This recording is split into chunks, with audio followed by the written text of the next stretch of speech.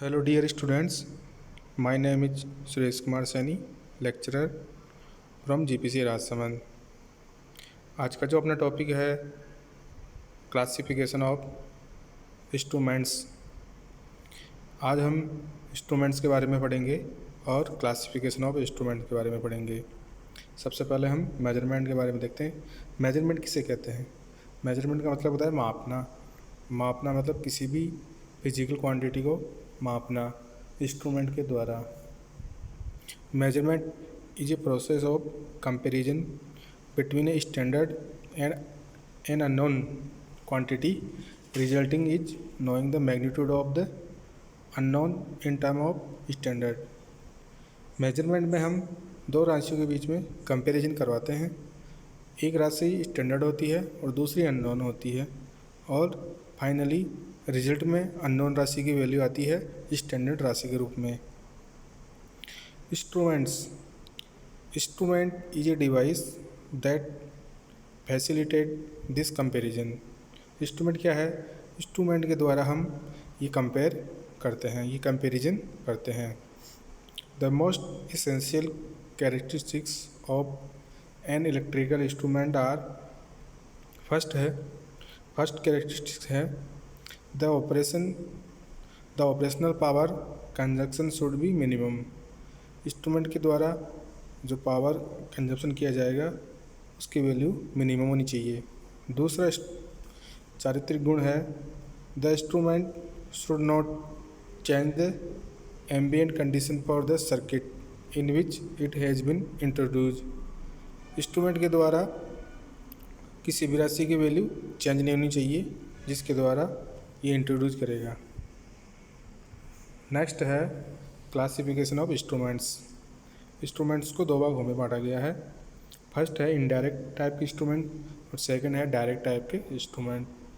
Indirect instrument को फिर से दूसरे नाम से संबोधित किया जाता है, उनको एब्सोल्यूट इंस्ट्रूमेंट भी बोलते हैं, और डायरेक्ट इंस्ट्रूमेंट को सेकेंडरी टाइप इंस्ट्रूमेंट भी बोलते हैं।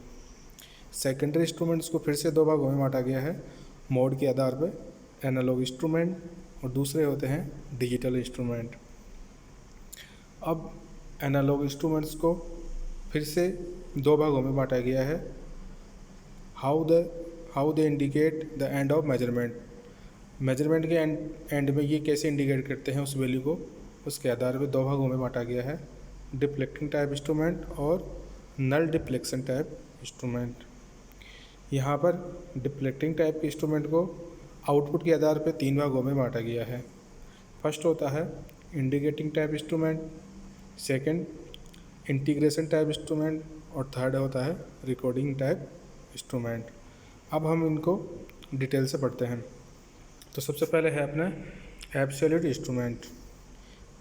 Absolute instrument are those which give the value of parameter under measurement in term of the physical constant of instrument. Absolute instrument क्या करते हैं? जिस राशि को या जिस पैरामीटर को आप मापते हो उसकी वैल्यू ये फिजिकल कांस्टेंट के रूप में देते हैं। इंस्ट्रूमेंट का जो फिजिकल कांस्टेंट होता है उसके रूप में ये उस पैरामीटर की वैल्यू आपको आइडेंटिफाई करके बताएंगे। This instrument based on their operation on the indirect methodology of measurement. Since they contain less number of moved mechanical parts, they are highly accurate. In instrument का मेथड इनडायरेक्ट मेथोडोलॉजी है, इसलिए इन instrument के अंदर जो moving mechanical parts हैं उनकी संख्या बहुत ही कम होती है, और ये इंस्ट्रूमेंट बहुत ही ज़्यादा हाईली एक्यूरेट होते हैं। ये इंस्ट्रूमेंट एब्सोल्यूट इंस्ट्रूमेंटों को आप स्टैंडर्ड इंस्ट्रूमेंट की तरह काम में लेते हैं, और ये इंस्ट्रूमेंट लेबोरेटरी में यूज आते हैं कैलिब्रेटिंग के काम। Example of absolute instrument tangent galvanometer and relay current balance. ये दो एग्जांपल हैं एब्सोल्यूट टाइप के इंस्ट्रूमेंट्स के। दूसरे हैं secondary instruments. These instruments give their output directly in term of the parameter under measurement. Secondary instrument हैं वो किसी भी पैरामीटर की वैल्यू डायरेक्ट पैरामीटर के रूप में ही देते हैं। These instrument base their operation on the direct methodology of measurement.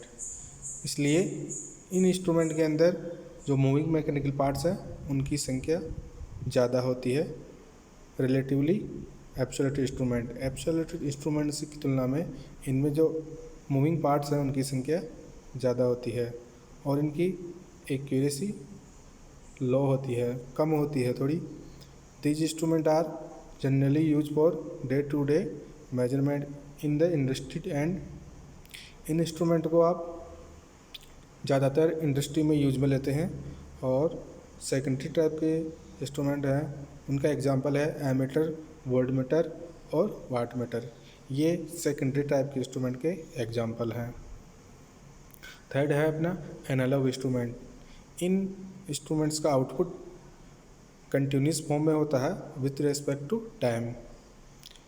इनका आउटपुट एनालॉग फॉर्म में होता है, मतलब इनकी वैल्यू, इनका आउटपुट कितना भी हो सकता है, जीरो से लेके कोई भी वैल्यू हो सकती है। दूसरे होते हैं digital instruments. Digital instrument is the one whose output vary directly with respect to time. इनका आउटपुट डिजिटल फॉर्म में होता है, मतलब ये कुछ ही वैल्यू डिनोट करते हैं। नेक्स्ट है deflecting type instrument. Deflecting instrument are those which indicate their end of measurement with the deflection of a pointer away from the zero position. Deflecting type instrument जो आउटपुट देते हैं वो scale के द्वारा देते हैं और इनका जो स्केल होता है वो away from zero position, zero position से दूर होता है। These instrument are relatively less accurate. इनकी एक्यूरेसी लो होती है। दूसरे होते हैं null deflection type instrument. Null deflection instrument are those which indicate their end of measurement with the zero और नल डिफ्लेक्शन। ये इंस्ट्रूमेंट जीरो डिफ्लेक्शन के द्वारा आउटपुट शो करते हैं। जब पॉइंटर जीरो पे होता है या नल पे होता है तब ये आउटपुट शो करते हैं। These instrument are highly accurate. ये इंस्ट्रूमेंट बहुत ही ज़्यादा एक्यूरेट होते हैं। एग्जांपल एसी या डीसी ब्रिज, ये इसके एग्जांपल हैं।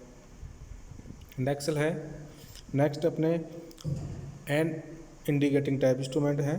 तो ये क्या होता है? An indicating instrument is the one which give the instantaneous value of the parameter under measurement. ये इंस्ट्रूमेंट क्या करते हैं, जब इनको यूज में लेते हैं तो पॉइंटर के द्वारा जो वैल्यू शो की जाती है वही इसका आउटपुट होता है। जैसे एमीटर, वोल्टमीटर, वाटमीटर हैं, इनके अंदर जो भी वैल्यू आएगी वही उस पैरामीटर की वैल्यू होगी। इंस्टेंटेनियस टाइम मतलब उसी टाइम पे जो वैल्यू होगी। दूसरे हैं integrated time instrument. An integrating type instrument is one which give the sum of total of the electric parameter consume over the period of time. Integrating type instrument के द्वारा किसी भी पैरामीटर की वैल्यू फाइंड करते हैं तो ये जितने टाइम में हम इसको यूज में लेते हैं तो अंत में जो भी वैल्यू आएगी उसका ये इंटीग्रेशन करके आउटपुट शो करते हैं। जैसे एनर्जी मीटर है, ये इंटीग्रेटिंग टाइप का इंस्ट्रूमेंट है। नेक्स्ट है रिकॉर्डिंग टाइप इंस्ट्रूमेंट। ये इंस्ट्रूमेंट किसी भी पैरामीटर की वैल्यू को रिकॉर्ड करके देते हैं, मतलब पूरी की पूरी हिस्ट्री आपको इसके अंदर मिल जाएगी।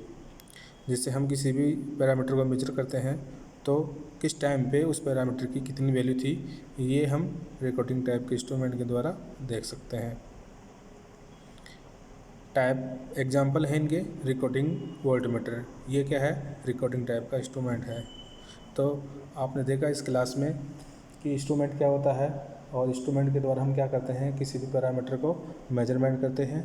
और इंस्ट्रूमेंट कितने प्रकार के होते हैं? डायरेक्ट, इनडायरेक्ट टाइप के होते हैं, एब्सोल्यूट और सेकेंडरी टाइप के। सेकेंडरी को दो भागों में बांट रखा है, एनालॉग और डिजिटल टाइप के। और एनालॉग को भी तीन भागों में बांट रखा है, दो भागों में सॉरी, उनके डिफ्लेक्शन के आधार पर, नल डिफ्लेक्शन और फुल डिफ्लेक्शन के आधार पे। इसी प्रकार डिफ्लेक्शन टाइप इंस्ट्रूमेंटों को तीन भागों में बांट रखा है, इंटीग्रेशन टाइप के इंस्ट्रूमेंट रिकॉर्डिंग टाइप इंस्ट्रूमेंट और indicating type instrument. Thank you.